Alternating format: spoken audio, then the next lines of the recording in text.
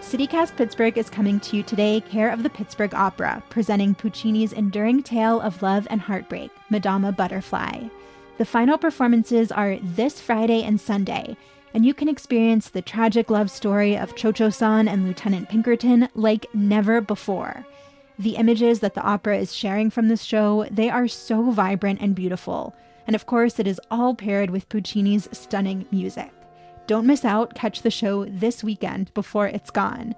Learn more at pittsburghopera.org/citycast. Pittsburgh Opera, where can we take you?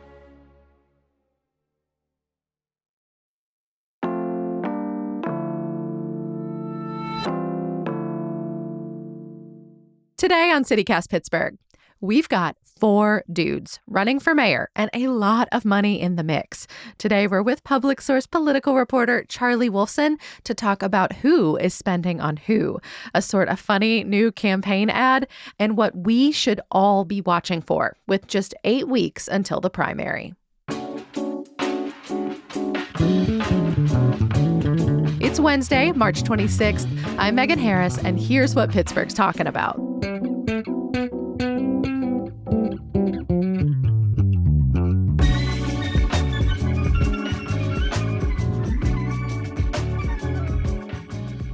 Charlie, welcome back to CityCast. I know you're in a very busy office, so thank you for making time today. Thank you. Thanks for having me. I feel like you've been doing so much reporting. What, to your mind, stands out the most, or I guess what's most interesting about this mayoral primary right now? This election, it feels like the top issue in this election has been about housing, affordable housing, how it should be built, where it should be built, who should get to build it, what it should cost for people to rent it.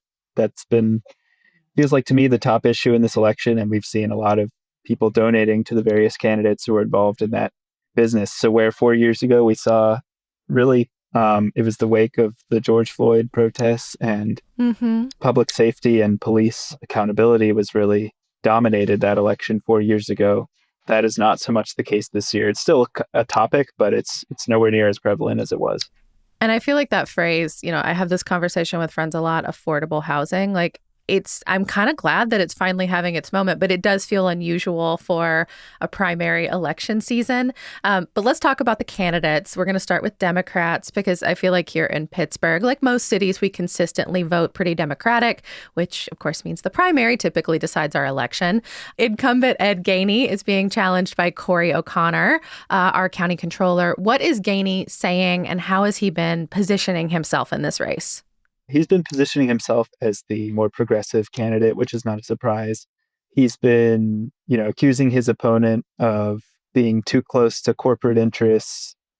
He even accused him of being MAGA and Trump sympathetic on the basis of having some campaign donations from people who had donated to Republicans. It was really a tiny amount of money in the grand scheme of things. And Gainey's gotten a few donations from Republicans as well. Yes. It was not as clear cut as Gainey made it out to be. But the point is that he's trying to position himself as the further left person and the more liberal choice.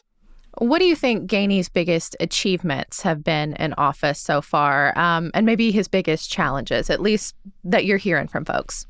Gainey has gotten some productivity from the Pittsburgh Land Bank, which was created under Bill Peduto a long time ago. For the first several years of its existence, it accomplished basically nothing. It moved, I think, 0 properties for about 7 years. And in the last couple of years under Gainey, it has moved more than 100 properties, and it's kind of got moving and is helping move abandoned or blighted properties back into being productive. That was kind of helped by a state law change, which made it easier for land banks to operate. So some credit has to go to the state legislators that did that, but that's definitely something Gainey is talking up, is that he's made the land bank pretty useful for the city. We talked to him about that not too long ago, Charlie, and one of the things that we pushed back on just a little bit delicately was that you're also sitting on tens of thousands of pieces of property. And he was just like, yeah, but you got to start somewhere, so cut us some slack.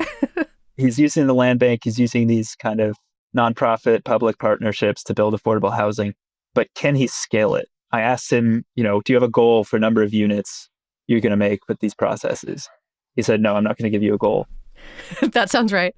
Yeah. And not that it's clear O'Connor has a better plan, but I don't know how Gainey's plan can scale to fill that gap. Mm-hmm. A big achievement actually is in the public safety realm. He negotiated a new contract with the police union, which includes a disciplinary matrix, which was a big achievement, not something that was there before. And it kind of makes progress on one of his big campaign goals from 4 years ago. Which kind of speaks to that question about bad apples being on the force. I'm using air quotes there.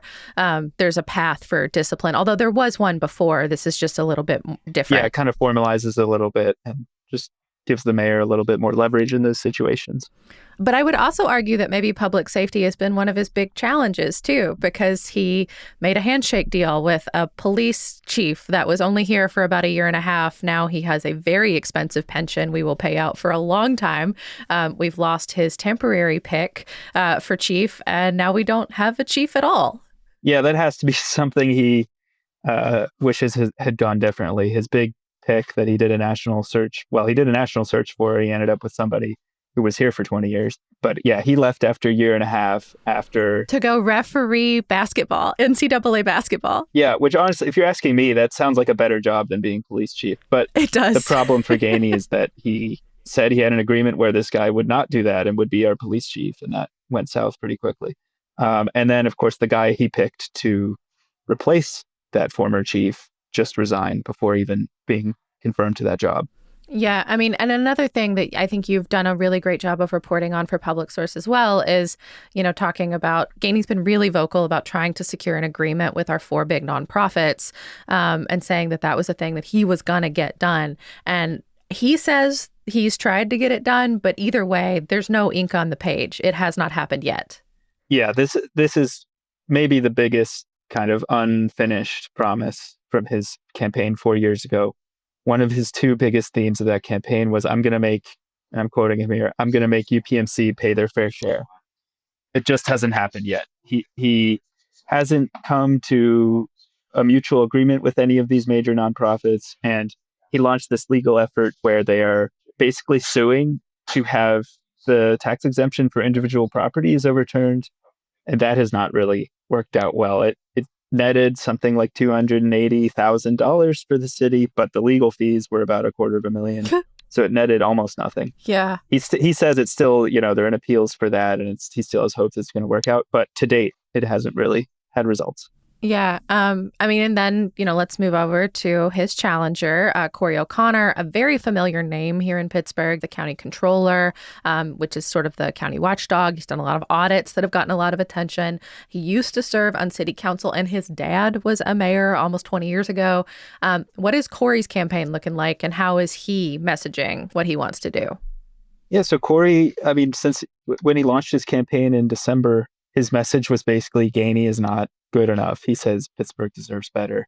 He's going after Gainey for kind of slow growth for the city economically and construction-wise.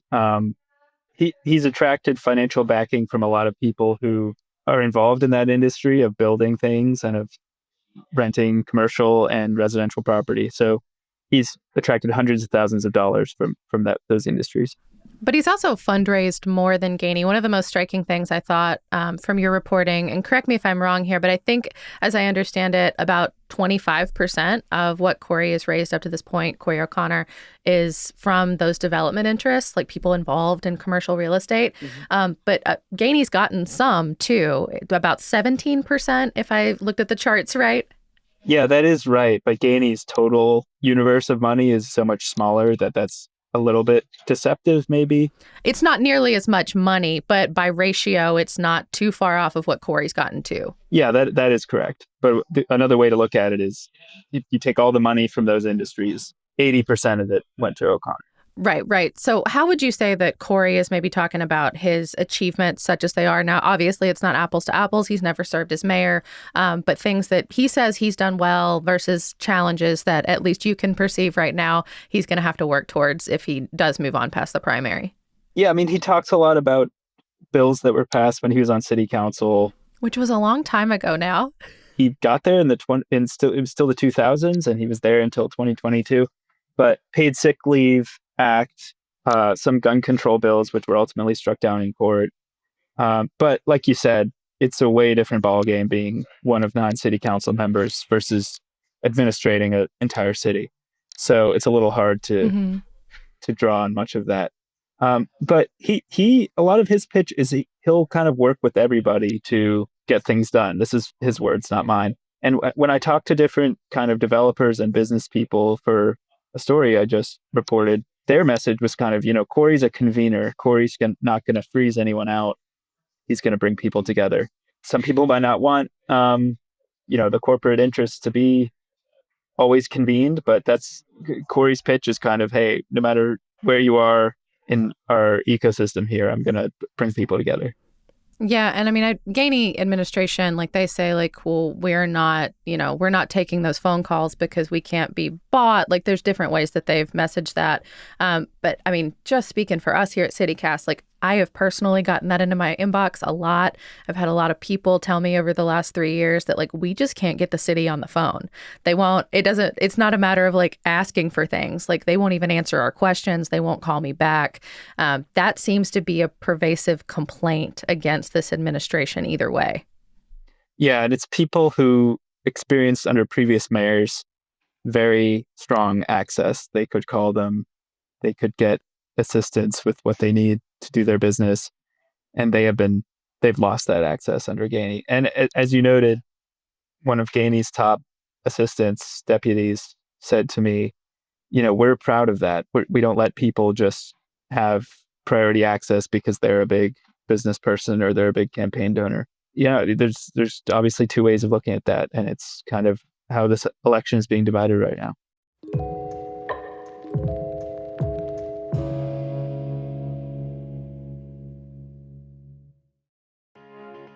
Today's episode is supported by History Unerased, a provider of LGBTQ inclusive curriculums.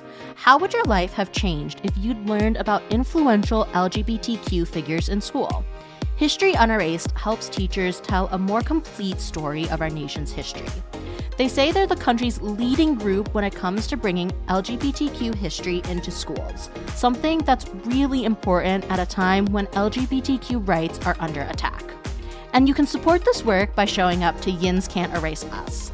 History Unerased is hosting an afternoon of community and celebration on Saturday, April 5th at 5801 in Point Breeze. The party will include food, drinks, music, trivia, and a giveaway, plus an appearance from Danny Roberts from the New Orleans season of MTV's The Real World. Get your tickets on their website, it's unerased.org, and then click on the supporters tab to buy your ticket and contribute to a more inclusive future for us all.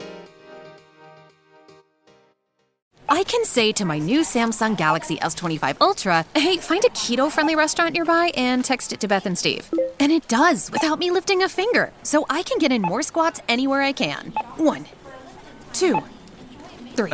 Will that be cash or credit? Credit. 4.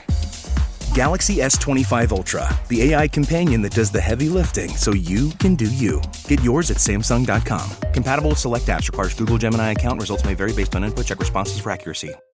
So let's talk about fundraising, still on that Democratic side.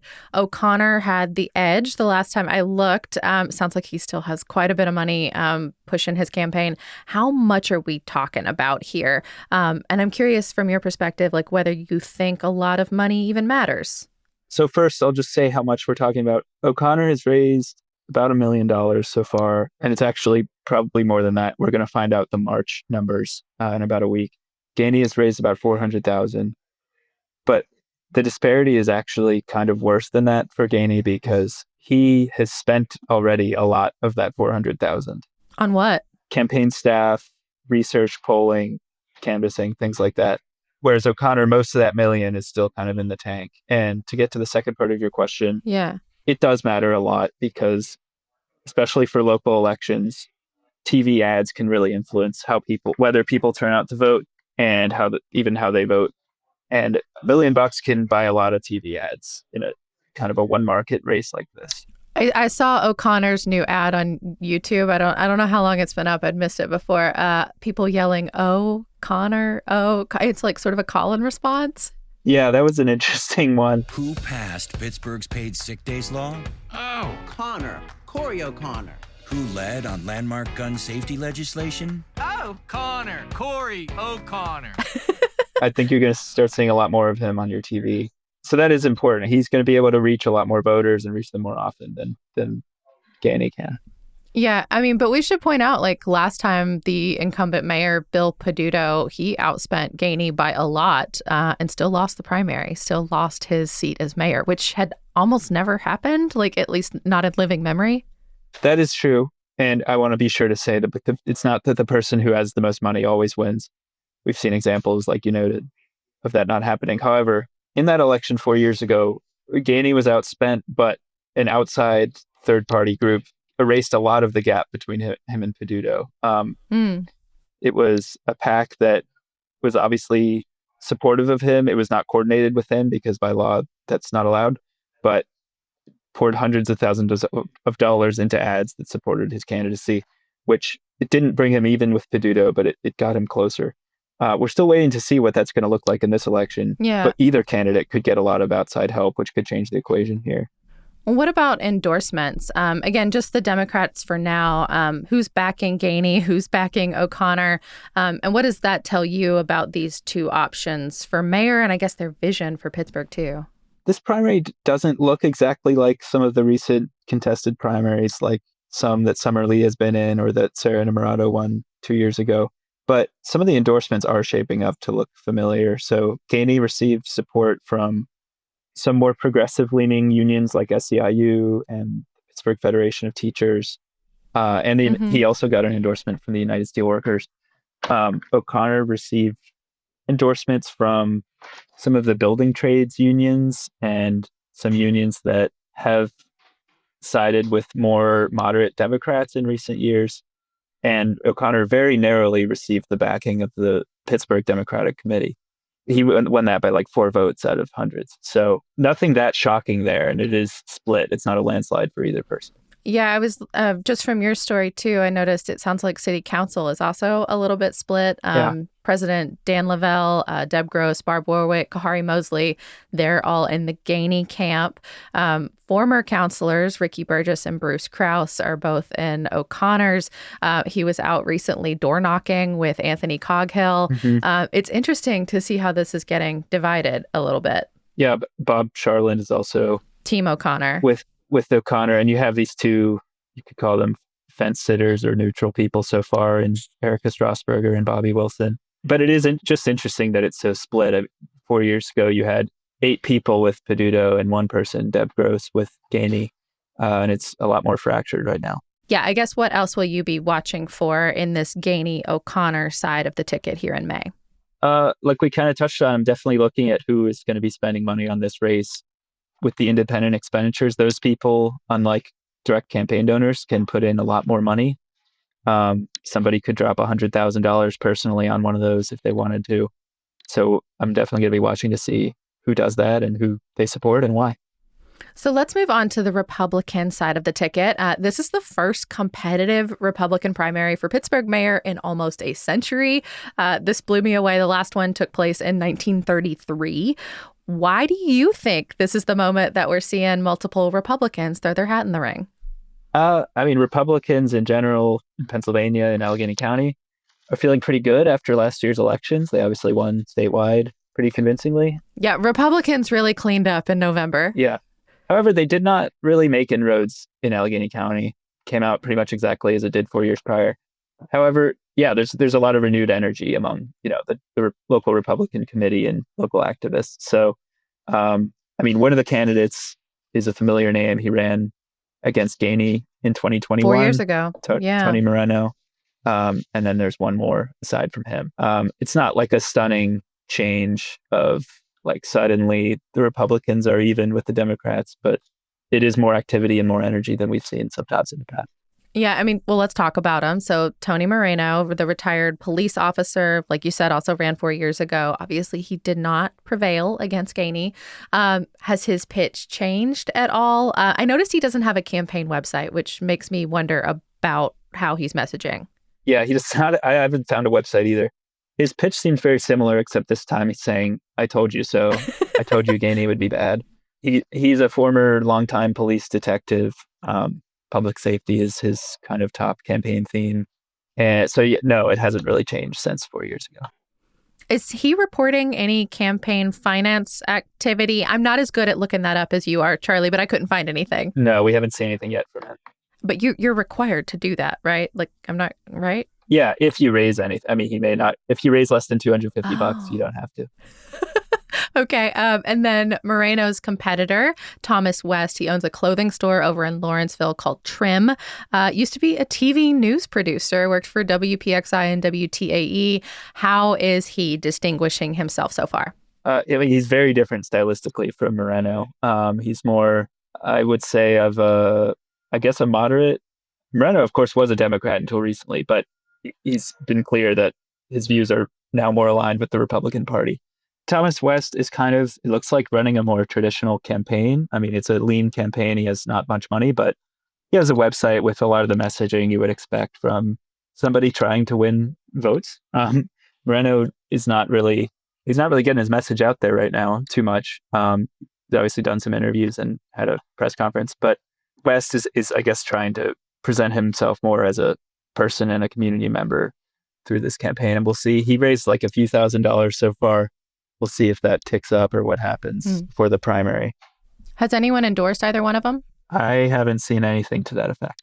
Charlie, do you think that Pittsburghers take Republican races seriously, or should they take them more seriously maybe after what happened in November? I mean, no election's a foregone conclusion, but like I said, Pittsburgh and Allegheny County were not more Republican last year than they were 4 years before that. A Republican hasn't been mayor of Pittsburgh in about 100 years.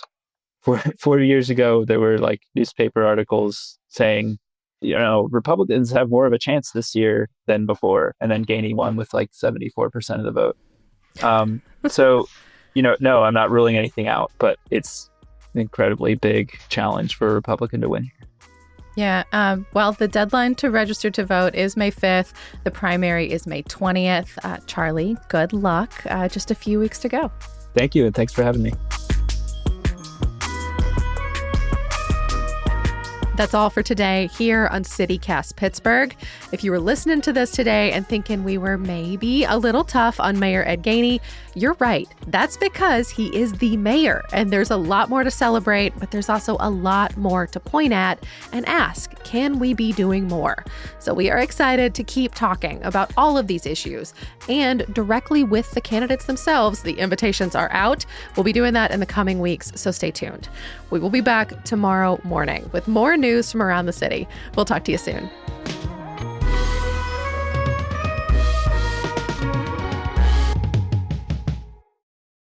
I'm sorry, is this too loud in here? It is a little loud. We're going to have to get you guys like a I'm recording sign or something to hang outside your doors.